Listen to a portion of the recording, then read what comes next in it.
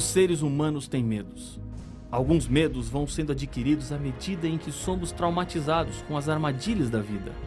Mas talvez o maior medo seja o medo do imprevisto, o medo de algo que não controlamos, o medo do futuro.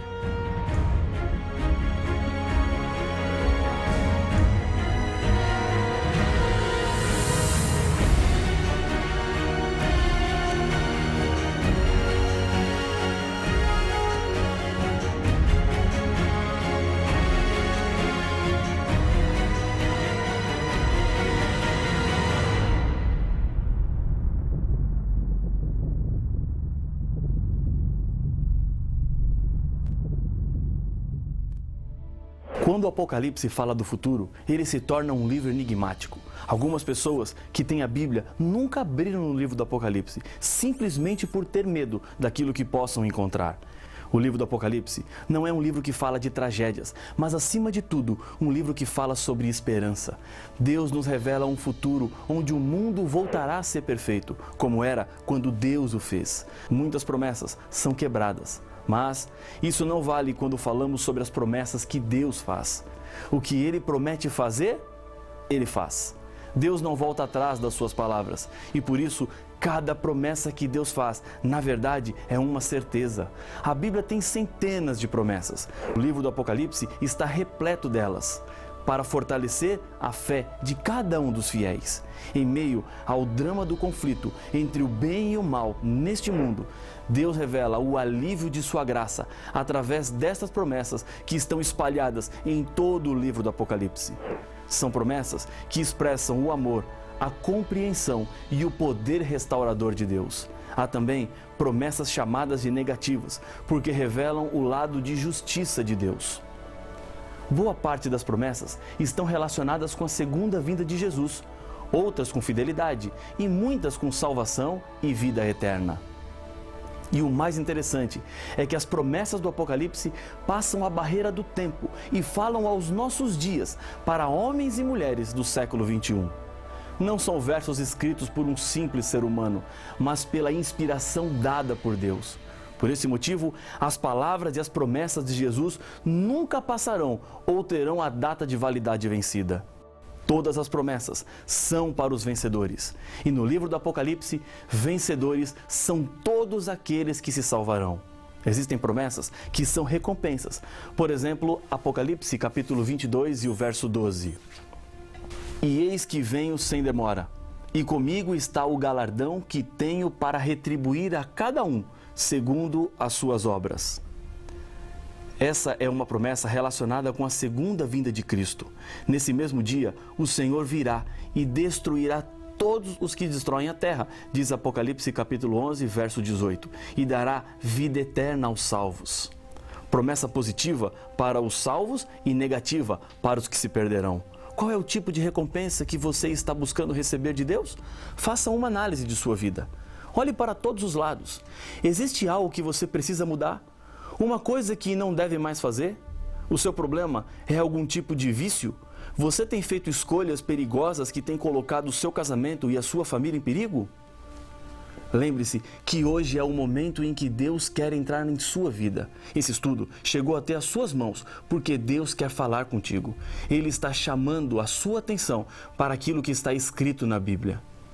Deus quer te levar para uma terra perfeita e te dar uma vida perfeita. Nesse lugar, diz a Bíblia: quem tem ouvidos, ouça o que o Espírito diz às igrejas. Ao vencedor, dar-lhe-ei que se alimente da árvore da vida, que se encontra no paraíso de Deus. Apocalipse capítulo 2 e o verso 7.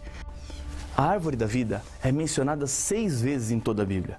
3 vezes no primeiro livro da Bíblia, Gênesis, e 3 vezes no último livro da Bíblia, Apocalipse. Para que o homem não vivesse eternamente como pecador, após o primeiro pecado, Deus não permitiu que o homem comesse mais desta árvore, retirando-a da terra.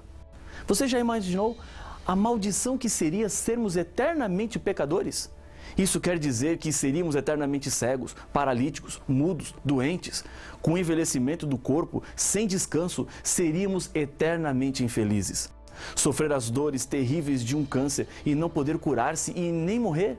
Ficar eternamente prostrado em uma cama, sem forças para levantar-se, sem possibilidade de acabar com esse sofrimento? A criança de um lar pobre não quer passar fome e miséria eterna. Satanás queria tudo isso e muito mais. Deus não. Mas de acordo com a promessa bíblica, com o ser humano restaurado, transformado por Jesus, é prometido aos vencedores, ou seja, todos os salvos, que eles poderão comer da árvore da vida. Apesar de Deus ser perfeito e não gostar do pecado, Ele mostra sua compreensão e ternura para com os seres humanos pecadores e fracos. Deus sabe das nossas limitações por causa das sequelas que o mal deixou em nós. No momento em que João começa a ter as visões do livro do Apocalipse, ele mesmo conta: quando o vi, caí a seus pés como morto. Porém, ele pôs sobre mim a mão direita, dizendo: não temas, eu sou o primeiro e o último. Apocalipse capítulo 1 e o verso 17. No capítulo 2, verso 24, falando à igreja de Tiatira, outra prova da compreensão de Deus. Digo, todavia, a vós outros, os demais de Tiatira, a tantos quantos não têm essa doutrina e que não conheceram, como eles dizem, as coisas profundas de Satanás, outra carga não jogarei sobre vós. E em Apocalipse capítulo 3, verso 10, porque guardaste a palavra da minha perseverança, também eu te guardarei da hora da provação, que há de vir sobre o mundo inteiro, para experimentar os que habitam sobre a terra. Vivemos em uma época cheia de temores e provas. Viver não é fácil. Cada dia temos uma nova luta. Tudo isso faz com que as promessas do Apocalipse se tornem cada vez mais atuais e poderosas.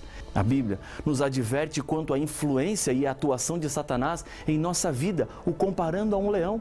Em 1 Pedro, capítulo 5, versos 8 e 9, encontramos que: sede sóbrios e vigilantes. O diabo, vosso adversário, anda em derredor, como o leão que ruge, procurando alguém para devorar. Resisti-lhe firmes na fé, certos de que os sofrimentos iguais aos vossos estão se cumprindo em vossa irmandade, espalhadas pelo mundo. Na sua luta contra Deus, o diabo está preocupado em destruir tudo que pertence a ele, incluindo a natureza e as criaturas.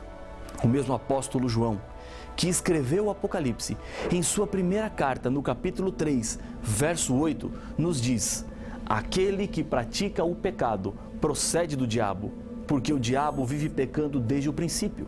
Para isso se manifestou o Filho de Deus, para destruir as obras do diabo. O mesmo capítulo 3 de 1 João explica o que é o pecado. Todo aquele que pratica o pecado também transgride a lei, porque o pecado é a transgressão da lei.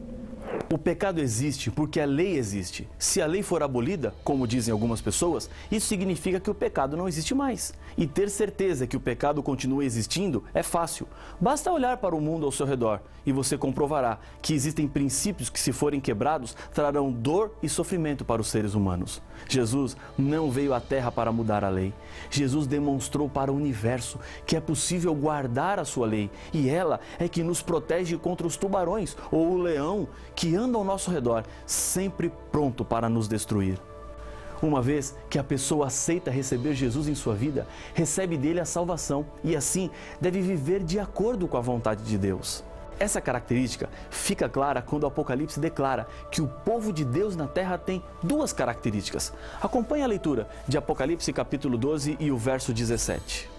Irou-se o dragão contra a mulher e foi pelejar com os restantes da sua descendência, os que guardam os mandamentos de Deus e têm o testemunho de Jesus, e se pôs em pé sobre a areia do mar. Satanás odeia a Deus e a sua lei, pois ela é a expressão do caráter de Deus.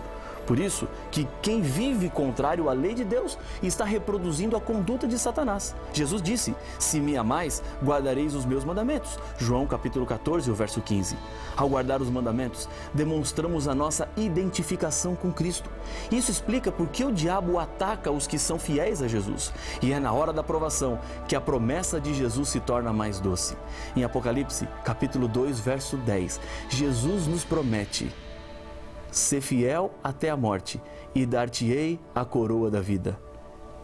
Esse é o plano maior de Deus para você, vida eterna.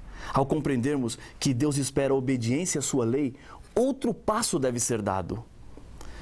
Ouvindo eles estas coisas, compungiu-se-lhes o coração e perguntaram a Pedro e aos demais apóstolos: Que faremos, irmão? Respondeu-lhes Pedro: Arrependei-vos, e cada um de vós seja batizado em nome de Jesus Cristo para a remissão dos vossos pecados, e recebereis o dom do Espírito Santo. Atos capítulo 2, versos 37 e 38. Arrependimento representa uma mudança de vida, e o batismo significa isso. Perceba que até as promessas de castigo do Apocalipse, que alguns podem considerar negativas, revelam o amor de Deus que quer conduzir cada ser humano ao arrependimento. As repreensões e castigos prometidos por Deus têm como objetivo corrigir e curar, porque Ele nos ama e sabe que sem arrependimento não pode haver perdão. A salvação chega aos seres humanos de graça. Um homem que chegou atrasado a um encontro com um evangelista e lhe perguntou à porta: O que eu tenho que fazer para ser salvo? O velho evangelista lhe disse: Você chegou atrasado. Eu sei, disse o homem aflito. Eu preciso saber. Eu já lhe disse, você chegou atrasado, mas não foram alguns minutos, e sim 2000 anos, porque o que tinha que ser feito para a sua salvação já foi feito na cruz. No final do livro do Apocalipse, encontramos um convite. O Espírito e a noiva dizem: Vem. Aquele que ouve, diga: Vem. E aquele que tem sede, venha. E quem quiser, receba de graça a água da vida. Apocalipse capítulo 22, verso 17.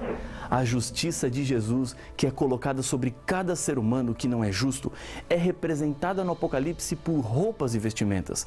Os que acompanham Jesus estão vestidos de roupas brancas que foram lavadas no sangue de Jesus. Aqui, a figura de linguagem demonstra que apenas através do sangue de Jesus, os salvos têm o direito de usarem uma roupa que representa pureza. Arrependimento e fé devem ser acompanhados de mudança. Em Atos, capítulo 3, verso 19, encontramos: Arrependei-vos, pois, e convertei-vos, para serem cancelados os vossos pecados. A paciência de Deus tem limites. Se não há conversão, terá de haver punição. O livro do Apocalipse nos diz de 7 pragas que cairão sobre o mundo, e nem assim todas as pessoas se arrependerão dos seus pecados. Jesus nos afirma: quem tem ouvidos, ouça o que o Espírito diz às igrejas. O vencedor, de modo nenhum, sofrerá dano da segunda morte. Apocalipse capítulo 2, verso 11. Acredito que o amor de Deus entrou tanto em nossa vida que o mínimo que podemos fazer é permitir que nossa mente e o coração fiquem em direção ao céu, traduzido em doce melodia de obediência. E é isso que o Senhor espera de nós. É uma resposta de amor pelo grande amor que Ele tem por cada ser humano. Um dia, Jesus se encontrou com um jovem cheio de riquezas. Ele queria ser salvo e Jesus lhe disse: Se queres, porém, entrar na vida, guarda os mandamentos. Mateus capítulo 19, o verso 17. A consequência da salvação é a obediência, e a motivação da obediência é a salvação. O Apocalipse revela que o código moral no qual os que foram salvos pela graça devem obedecer é a lei dos 10 mandamentos. Os apelos bíblicos e as promessas estão mostrando a você que Deus lhe chama para ser um filho obediente e andar nos caminhos da Bíblia e dos 10 mandamentos. Por que você não decide agora qual caminho vai seguir? Faça nesse momento um acerto com Deus. Decida viver feliz e em paz com Deus. Isso fará toda a diferença em sua vida. Se essa é a sua decisão, se esse é o seu desejo, ore comigo. Senhor, nós te louvamos pelo privilégio que estamos tendo de estudar a Tua Palavra. Obrigado pelas promessas que o Senhor nos faz, promessas de vida, promessas de salvação. Aceita a nossa decisão, toma conta do nosso coração e nos transforma para o dia do grande encontro, quando o Senhor voltar a este mundo, em nome de Jesus. Amém.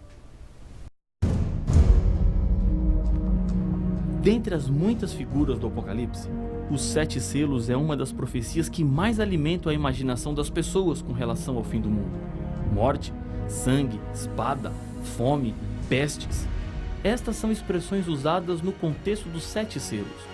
Mas afinal, o que representam os 7 selos do Apocalipse? Estes selos só trarão desgraça para o nosso mundo? E quando isso acontecerá? Não perca o próximo episódio de Apocalipse, o fim revelado.